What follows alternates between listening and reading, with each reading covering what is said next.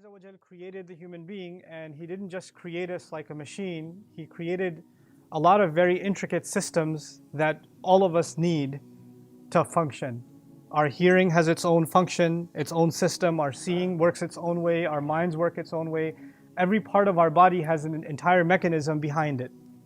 And part of that creation that Allah Azza wa Jal made is He made the human body react to things. Of course, if you're eating unhealthy food, your body's going to react a certain way. If you're in an extreme temperature, your body's going to react by sweating or becoming uncomfortable. If something pokes you or stabs you or bleeds you, you're going to have a knee-jerk reaction. You're going to immediately feel it. You're going to sense something.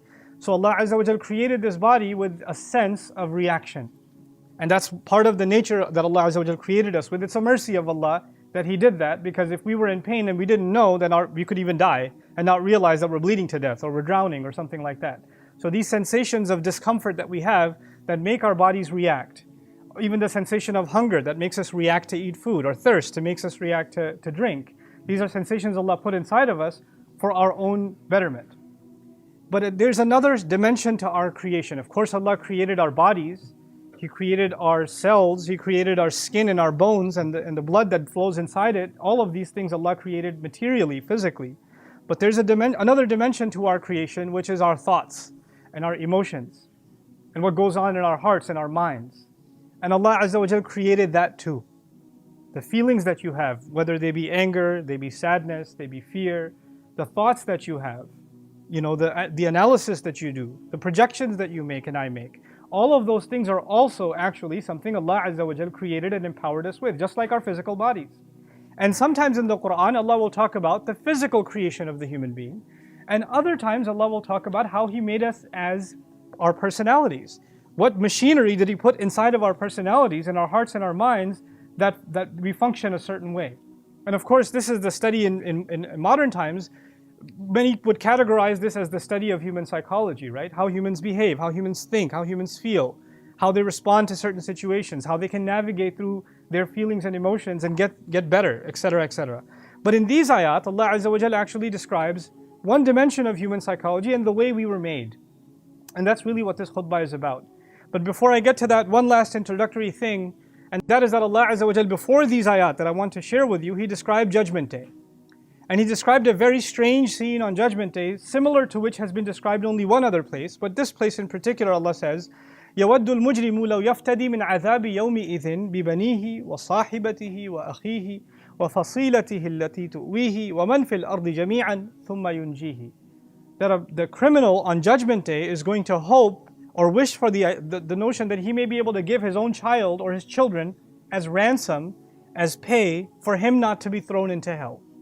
And then he'll hope that he can offer his own spouse, or he can offer his brother, or he can offer his extended family, the one that gave him protection and took care of him his entire time, the ones who guarded him, he'd rather throw them and get them thrown into hell for him to be saved.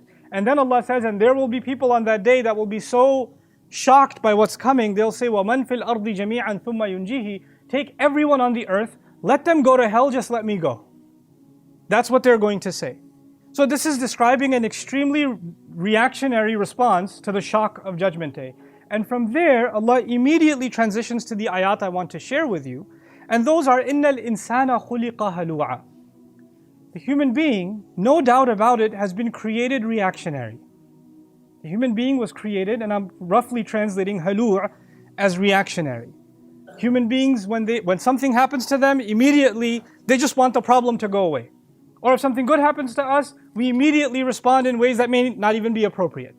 We overreact, and we're quick to react. We're quick to judge a situation and just do what we do. Just like physically, if a needle touches you and you go like that, just like that, even in our minds and our hearts, when something happens, our thoughts and our emotions are sometimes out of control. And that statement by Allah is captured, that idea is captured by the word halur. So before I go any further, I'm going to try to explain some meanings behind this word, because it's a very choice word Allah Azza wa Jal depicted here in this ayah to describe what we're like all the time. He says, Ibn Ashur says in describing this word, إِنَّ الْهَلَعْ قِلَّةُ إِمْسَاكِ النَّفْسِ عِنْدَ اعْتِرَاءِ مَا يُحْزِنُهَا أَوْ مَا يُسِرُّهَا أَوْ عِنْدَ تَوَقُّعِ ذَلِكَ أَوْ الْإِشْفَاقِ مِنْهُ. What he means by all of that in simple English is It's the tendency of people to not be able to hold themselves back. Very little are they able to hold themselves back. When something that bothers you, depresses you, makes you sad, makes you angry, upsets you, something negative happens, you're not able to control your reaction to that. Or your ability to withhold it is very, very little. Somebody said something absurd to you, something offensive to you. You're sitting in a gathering and you're like, how could you say that?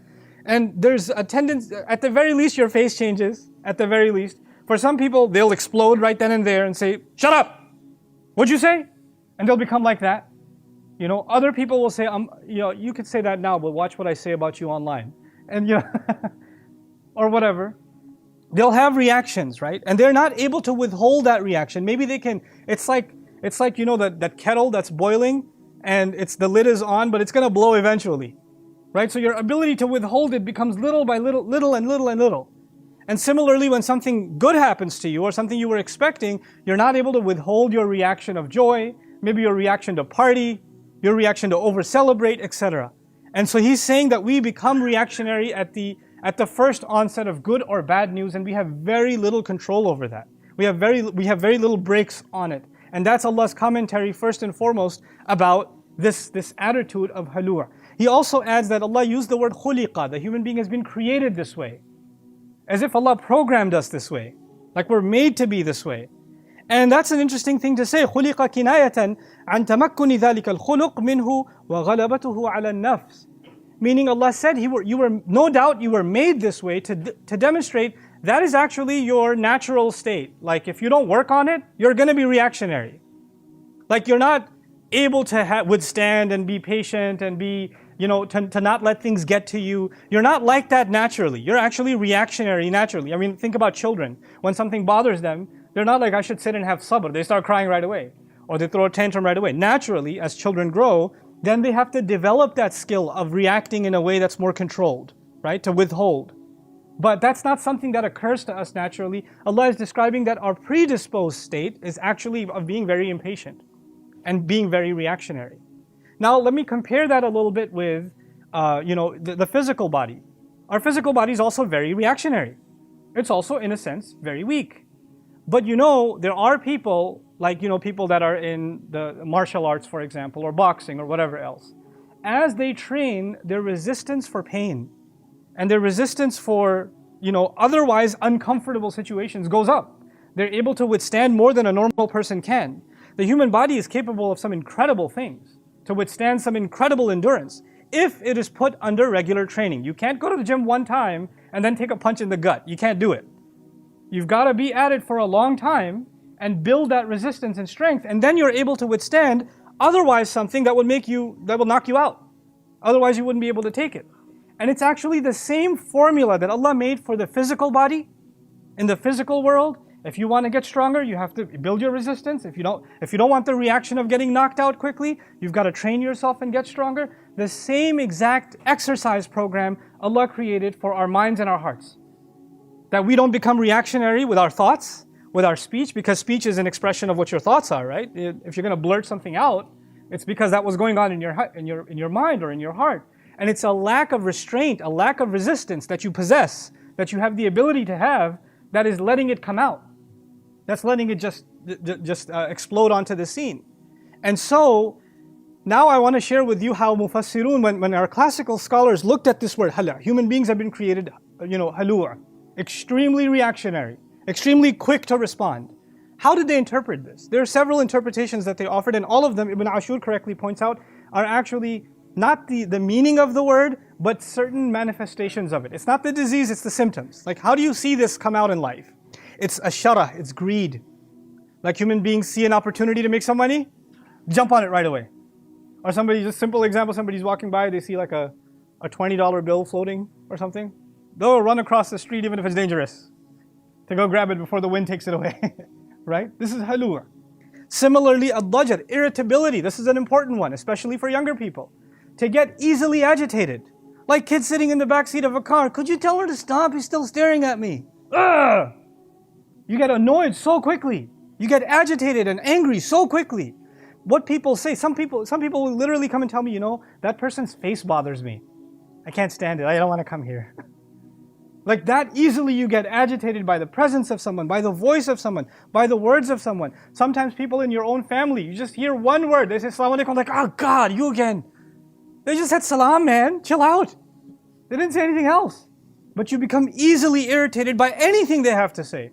Like, young people, they'll come home from college or high school or whatever. Mom says, how was your day? Mom, could you please just stop, okay? I had a long day. I don't want to get into it with you. All she said was, how was your day? Why are you doing that? Why is your reaction such? This is just easily becoming irritable at dajar. Then ash-sharh, or shuh actually, stinginess. When something good comes to you, you want to hold on to it and you want to make sure nobody else gets it. I'll give you silly examples of this so you appreciate that this is not some great evil. It's everyday things. I'm Pakistani, so I'll tell you about Pakistani weddings. When you go to Pakistani weddings, they have a buffet that they make you wait for an extra long time. So if they say it's 8 o'clock, it's probably 11:30 p.m. or Fajr, when they're going to serve you dinner.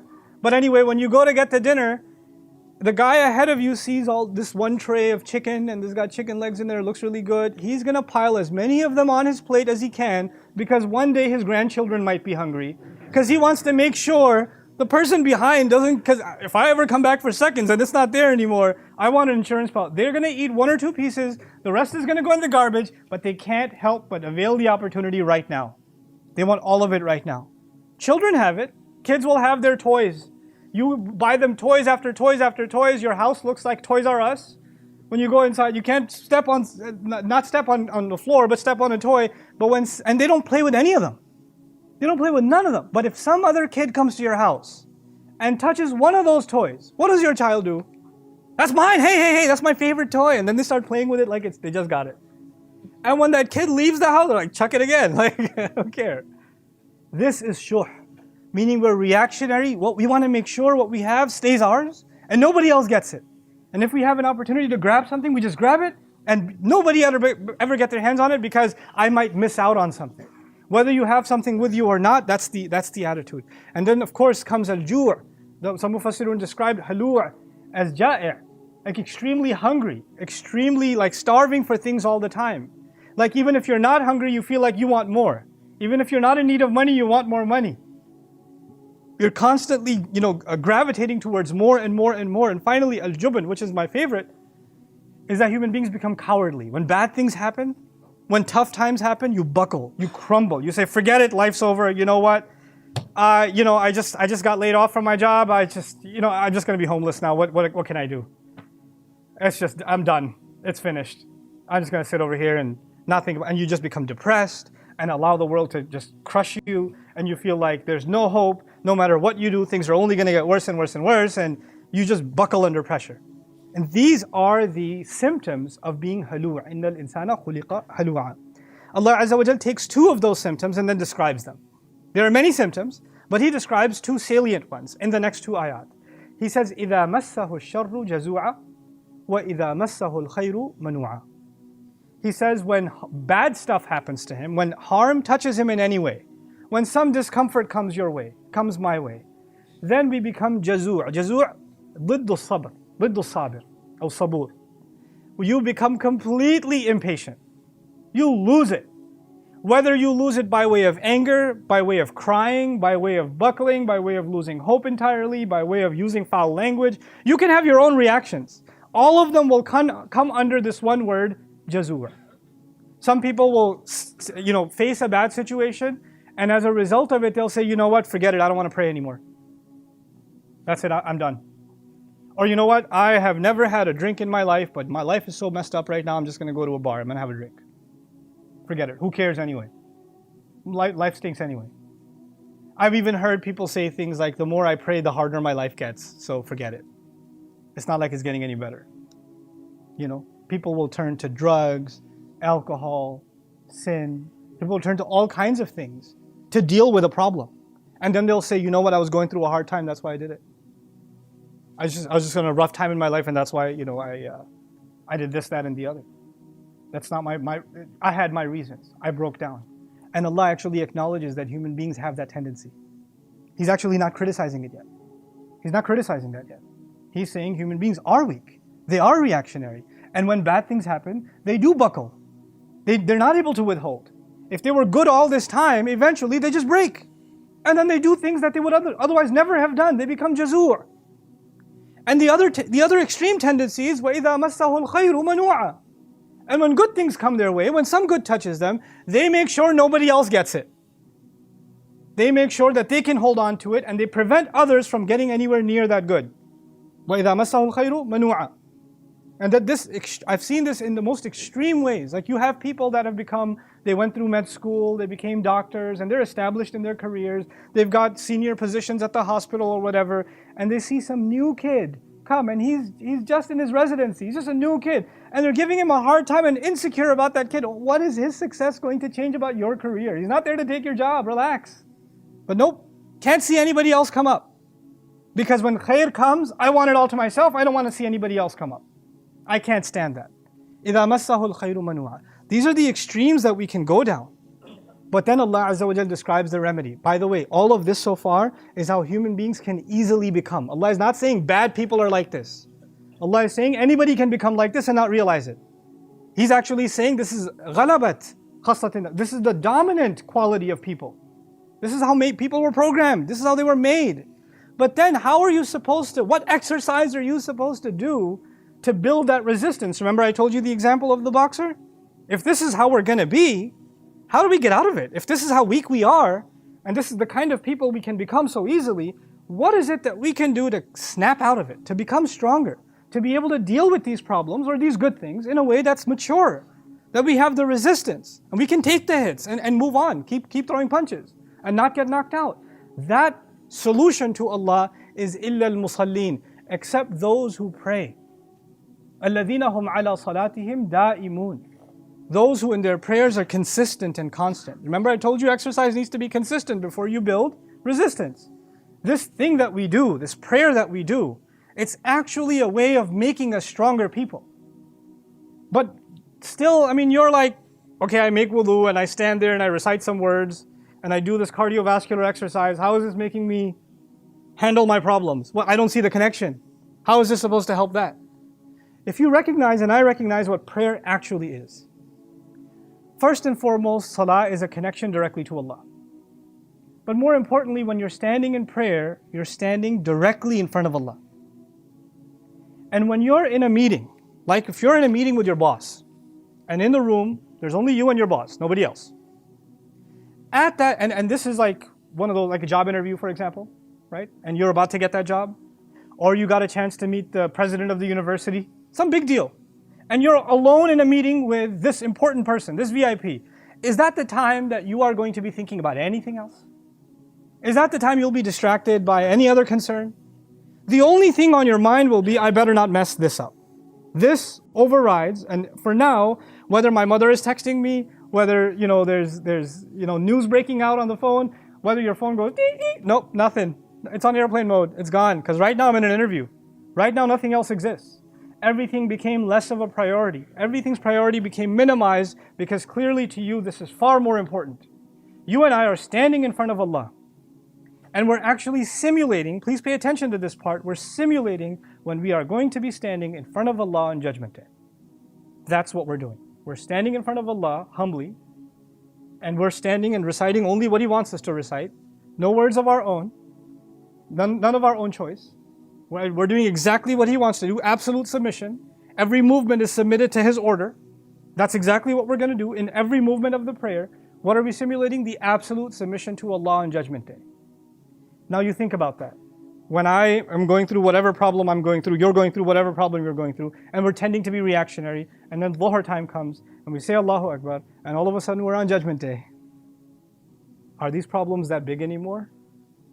Are these problems really the ones that need such a reaction anymore? Or they become all of a sudden insignificant? Their size diminishes because you're in a much more powerful meeting. It's the consciousness of prayer. It's being aware of what exactly salat is. What is it that we're doing when we're standing in front of Allah?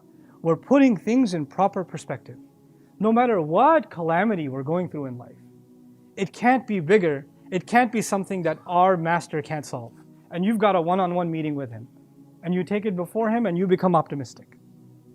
And maybe the first time you did it, your problem didn't get solved. The second time you did it, you didn't get solved. And you get to say, I keep praying, but my problem's not going away.